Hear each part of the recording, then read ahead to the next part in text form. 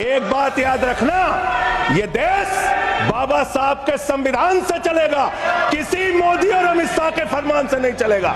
100 वर्ष हो गए आरएसएस को, एक भी दलित, पिछड़ा और आदिवासी आज तक आरएसएस का प्रमुख क्यों नहीं बना? इसका जवाब दो, इसका जवाब दो।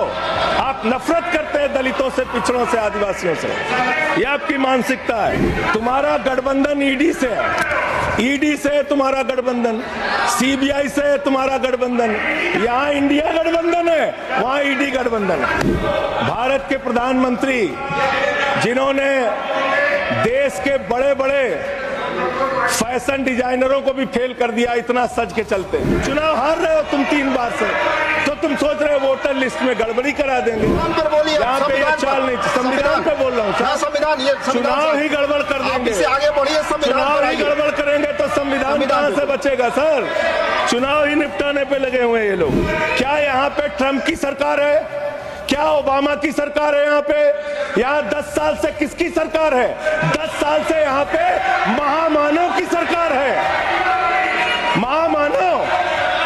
महामानव की सरकार है 10 साल से।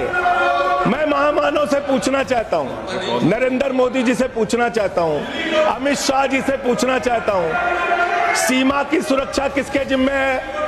अमित शाह के जिम्मे है। सीमा किससे लगती है? बांग्लादेश की, त्रिपुरा से लगती है, आसाम से लगती है, बंगाल से लगती है।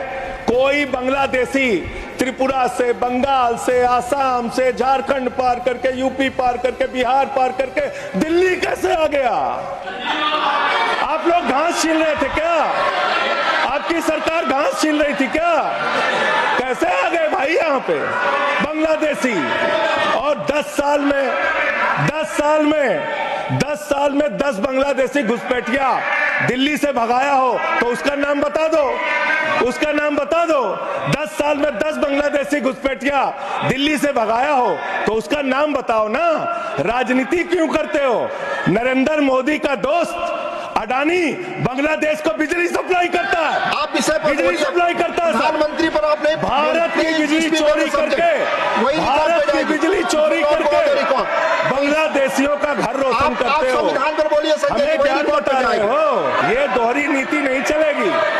आपके लड़के कतर के शेखों के साथ बिजनेस करेंगे, दुबई के शेखों के साथ बिजनेस करेंगे, यहाँ मुसलमानों के खिलाफ हिंसा की बात करोगे।